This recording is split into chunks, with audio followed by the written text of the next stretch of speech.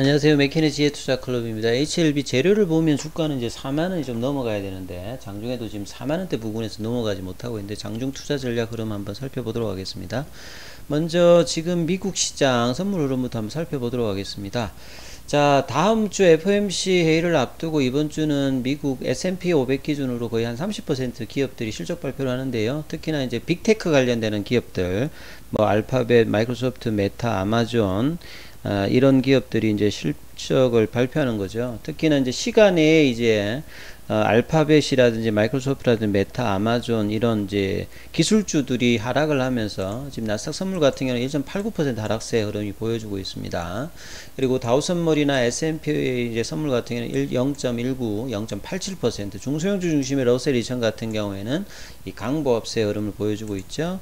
자, 헤드라인 관련되는 부분에서는 대부분 이제 어닝 관련되는 부분 이야기들이 많이 나오고 있어요. 그래서 이 구글의 모회사 알파벳 관련되는 부분이나 마이크로소프트 관련되는 부분이 실적이 생각보다 좀 안 좋아서 좀 하락세 흐름이 국내 시장에도 영향을 주고 있는데 그래도 오전장의 이후에 이제 삼성전자는 지금 외국인들 매수세로 59,000원대가 넘어가는 흐름들이 나왔죠.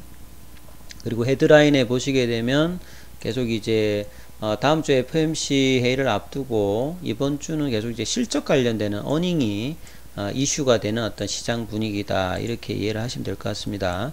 자, HLB 차트를 먼저 좀 살펴봐 드리면요, 이번 주 월요일 날에 양봉이 나오고 뭐 거래량은 오늘도 좀 작습니다. 그러니까 큰 의미가 있는 뭐 봉은 아닌데, 이 10월 달에 두 가지 이제 프리앤데이 관련되는 이 간세 포함 관련되는 부분에 그것도 단기적인 이슈밖에 없었고, 이번 주에 이제 나올 것으로 기대되는 이뮤노믹의 교모세포종 관련되는 탑라인 발표도 지금 이제 이 장중에 이제 어떤 흐름을 그 재료가 나왔을 때 반영할지가 중요한데요. 지금은 이제 양봉이 나오고 난 다음 이틀 조정인데 21선 부근에서 조정을 보여주고 있죠. 장중의 흐름을 보시게 되면 3분봉으로 보시게 되면 이전하고 좀 다릅니다. 일단 삼각형 패턴을 만들어내면서 저점을 올리고 있으면서 고점에서는 4만원대 부근에서 저항을 인식하고 있죠. 제가 여러 번 말씀드렸습니다만 차트상으로 이 박스권이 여러 구간이 지금 좀 쪼갤 수가 있는데요. 이 5만원대에서 45,000원 위에 있으면 좀 강세 마인드로 주가의 흐름이 나올 수 있는 부분이고, 이 45,000원에서 4만원은 유중에 관련된 어떤 부담 부분이 있는 부분입니다. 그리고 이제 4만원 밑으로 가면 이제 한 34,000원대까지는 굉장히 이제 시장이 안 좋아서 유중에 관련되는 어떤 리스크도 더욱더 반영하는 어떤 부분인데, 지금 요런 이제 두 번째 박스권하고 세 번째 박스권의 어떤 경계선 네, 지금 주가가 위치하고 있어요. 그러니까 올라가지도 않고 떨어지도 않으면서 이 흐름을 좀 보여주고 있기 때문에 아직 방향성이 나와 있지 않죠. 그래서 이 추세의 강도를 나타내는 ADX 지표 같은 경우에도 거의 지금 한 달 넘게 지금 옆으로 가는 어떤 흐름들을 보여주고 있는 거 있죠. 그리고 이제 프로그램상으로 수급은 그나마 지금 물량이 좀 들어오기 때문에 밀리진 않는데 올라가지도 못하는 어떤 흐름을 보여주고 있습니다. 자, 기사 내용들 좀 몇 가지 좀 살펴보면요, 어제 오늘 국내에서 이 경쟁사라고 좀 볼 수 있습니다. 기존은 좀 다릅니다만 그래도 이제 간암 관련되는 부분에 핫한 어떤 시점에서 영국의 아스트라제네카의 CTLA4와 이 PD에론 관련되는 부분의 병용으로 간세 포함해서 이제 FDA 허가를 받았다는 부분이었죠. 그래서 이제 비교 대상의 이제 부분 보면 그 리보세라닌과 캄넬리주맘의 어떤 병용, 이 병용으로 본다라고 하면 이제 이 펜볼리주맘과 렘바티림이 가장 강력한 어떤 기대를 사실 좀 받았는데, 요게 이제 임상 디자인의 어떤 실패로 렘바티님이 대조군 너무 잘 나와가지고 통계적 유의성 입증 실패로 OS 값이 좋게 나왔음에도 불구하고 사실상 조금 이제 좀 안 됐던 어떤 부분이죠. 그리고 이제 2020년도에 허가받았던 이 아바스틴과 티센트릭 관련되는 부분의 어떤 데이터 이어서 이번에 이제 트레멜리무맘과 두발루맘 관련되는 병용이 결국 이제 허가를 받았습니다. 4월달 이후에 이 프라이어티 리뷰 관련되는 부분으로 해서 이제 이 허가 과정도 좀 단축되어서 좀 진행이 되었다 봐야 되기 때문에 양호 리보세라닌과 캄넬리주맘의 어떤 병용 관련되는 부분들도 NDA 신청 이후에 어떤 식의 어떤 시간이 나올지 이 부분도 좀 주목해야 되겠죠. 그리고 이제 데이터로 보게 되면 여기는 OS 값이 16개월이었고요. 예, 리보세라닌과 캄렐리주만 22개월 있잖아요. 그래서 대조군 대비 여기도 소라페닙이거든요. 나머지 다 소라페닙이니까 소라페님하고 이제 대조군하고의 어떤 OS 값의 차이가 한 3개월 정도인데, 소라페님, 리보세라닌 같은 경우와 캄렐리주맘은 한 6개월 정도 이상이 벌어져 있잖아요. 그래서 OS 값은 탁월하게 지금 좋은 부분들이 차별점이 또 되고요. PFS 값도 여기는 좀 비열등입니다. 오히려 좀 줄었는데, 리보세라닌과 캄렐리주맘은 여기도 좀 좋았죠. 데이터는 다 위에 있습니다. 객관적 반응률 같은 경우는 원체 이제 이 소라페님 자체가 반응률이 좀 낮은 부분이었는데, 여기도 한 20.1이었고 이 리보세라닌과 캄렐리주맘도 25.4니까 데이터상으로는 리보세라닌과 캄렐리주맘의 데이터가 가장 좋습니다, 사실은. 그래서 객관적으로 본다면, 데이터로 보면 여기가 가장 성공적인 어떤 임상이고요.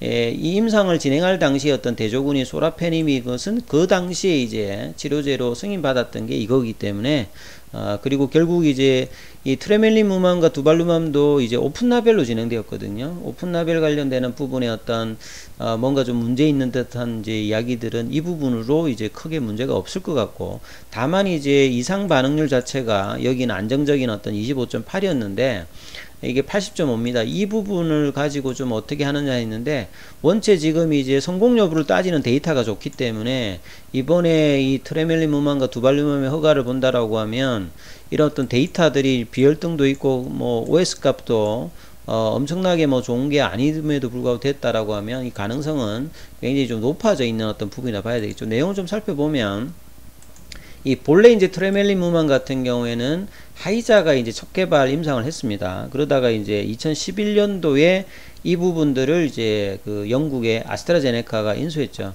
그래서 그 면역관문 억제제에서 이제 키트루다라든지 옵디보라든지 여보이라든지 앞서 이제 좀 발달되어 있는 어떤 부분들 말고 아예 가지고 있지 않는 후발주자들은 요런 어떤 그 약물들을 가지는데 많이 좀 노력을 했다라고 봐야 되겠죠. 그래서 이 19년 만에 여정 끝에 이제 세상에 나온 겁니다. 그리고 이제 CTLA4 같은 어떤 기준으로 본다면 두 번째로 이 브리스톨 마이어스 케어의 여보 이후에 이제 10년 만에 시판이 되는 거죠. 그래서 이 간암 1차 치료제로 이 미국의 이제 FDA 시판 허가를 좀 받았다. 가격은 아직 공개가 되지 않았습니다만 면역관문 억제제 다 비싸니까 이런 부분들이 어떻게 될지가 향후에 이제 리보세라닌과 캄렐리주맘은 경제성까지 있는 거니까 상당히 뭐 치료 옵션으로 일정 부분은 허가를 받는다면 관심이 갈 수 있는 어떤 부분이라 봐야 되겠죠. 그리고 이제 20년 가까이 뭐 중간에 뭐 임상 실패, 여러 이제 암종에서 이제 하다가 지옥에서 뭐 돌아왔다, 트레멜리무맘.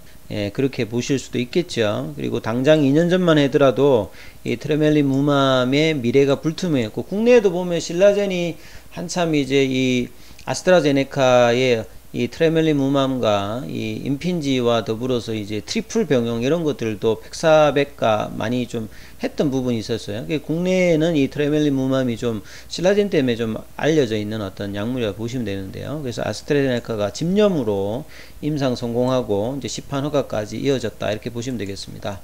그래서 어제 국내외로 이제 이 기사들이 많이 나왔죠. 그리고 이제 임핀지하고 이 로슈의 그 티센트릭하고는 이제 PDL1 관련되는 부분이고, 이 뭐 그 키트루다와 여보이 같은 경우, 옵디보 같은 경우는 이제 PD1 관련된 어떤 이제 바이오마커 타켓을 한다라고 보시면 되겠죠. 그래서 아스트라제네카의 데이브 프레데릭션 항암 사업부 총괄 같은 경우에도 이번 승인을 했기 때문에 이 간세포암 환자들이 가장 이제 기다리는 게 치료 옵션의 어떤 다양화와 이런 부분들을 원하는 부분들이었는데요. 자, 이중 면역요법을 제공하기 때문에 이걸 통해서 이 생존율을 대폭 증가시킬 수 있는 어떤 기대감을 가지고 있다, 이렇게 보시면 되겠죠. 그래서 1차 치료제가 이제 치료 옵션이 늘어나고 있습니다. 2007년도에 이 바이렌 엑사바, 2018년도에 일본 에자이의 렘미바, 그리고 2020년도에 로슈의 티센트릭하고 이 아바스틴 조합에 이어서 추가로 되었다고 봐야 되겠죠. 그래서 여기에다가 이제 리보세라닌과 캄렐리주맘까지 내년도에 어떻게 되느냐에 따라서 치료 옵션이 또 강화가 되고 그리고 경제성까지 좀 갖췄기 때문에 상당히 좀 의미 있는 어떤 부분이 될 수 있다. 그리고 최근에 이제 아바스틴하고 티센트릭 관련되는 부분에 부작용 관련되는 이야기들이 이제 나오기 때문에 치료 옵션의 다양화가 상당히 좀 필요한 어떤 니즈가 있다. 이렇게 봐야 되겠죠. 자, 그래서 이거는 외신의 어떤 보도들인데요. 이미 또 9월 달에 이제 임핀지와 화학요법으로 해가지고는 또 이제 아스트라제네카 같은 경우는 이 전이성 담도암 여기에 또 FDA 승인 받아 있으니까 아스트라제네카가 사실 좀 여러 가지 좀 뭐 이슈가 과거에 좀 많았는데 최근에 또 올해 같은 경우는 좀 승인 관련되는 부분에서 호재들이 좀 나오고 있다. 이렇게 봐야 되겠죠. 자, 그리고 이제 차트를 통해서 좀 마무리를 좀 한번 살펴보면요. 자, 이런 상관에서 재료는 계속 나오고 있는데 계속 이제 플래팅 조정을 하고 있는 게 올해도 그렇고 작년도 그렇고 HLB 특정 자체가 조정을 하게 되면 급락을 하지 않는데 천천히 내려와서 거래량 줄이면서 가격 하락을 이 5월달에도 이런 어떤 흐름을 보여줬고 이번에도 결국 또 9월달 이후에 재료가 끝나고 난 다음에 가격 조정과 기간 조정을 또 이제 보여주는 흐름들을 계속 보여주고 있는데요. 자, 이 부분들이 결국은 이제 유중 관련되는 압박을 벗어날 수 있는 재료를 보여야 주가가 제대로 좀 올라갈 수 있는 부분인데, 이제 11월 달에 유중 관련되는 발행 확정가와 12월 달에 이제 유중의 어떤 금액들이 들어오고 난 다음에 보통 이제 일반적으로 유중은 한 6개월 정도 주가가 안 갈 수 있는 게 이제 기본적인 흐름인데, 이걸 압도할 만한 이제 재료들이 있기 때문에 이제 주가가 좀 뭐 추가적인 하락도 이제 좀 제어가 되고, 그 다음에 이제 이 재료의 어떤 강함과 재료의 어떤 시장성에 따라서 주가가 또 이 부분들 넘어갈 수 있는 흐름이 나올 수도 있는데요. 그 연내에 이제 중국 쪽에서 이제 간세포암 승인 관련되는 부분과 선양남성 관련되는 NDA 신청, 그리고 이제 혁신치료제 신청했기 때문에 그 승인 여부가 60일 이내에 나오죠. 그리고 이제 다음 달에 이제 간세포암 관련되는 프리-NDA 관련 회의록 도착이 됩니다. 그러면 조만간에 이제 항서제약과 이 부분 합의해서 내년 1분기니까 뭐 1월 달에 바로 할 수 있으면 그 1월 달에 기사가 나오는 게 아니라 뭐 11월 달, 12월 달에 충분히 이 부분에 대해서 회사가 이제 뭐 IR을 한다든지 내용들을 하면 이제 이 기대감들이 나오죠. 그래서 결과적으로 장기적으로 보면 올해보다는 내년이 이제 주가 측면에서는 이제 핵심이 될 어떤 가능성이 높아지고 있다. 이런 부분 좀 참조하시면서 투자 대응 전략 삼으시라 말씀을 좀 드리겠습니다. 4만원대가 5장이 어떻게 확보되는지도 한번 살펴보시라 이렇게 말씀드리겠습니다. 여기까지 하겠습니다.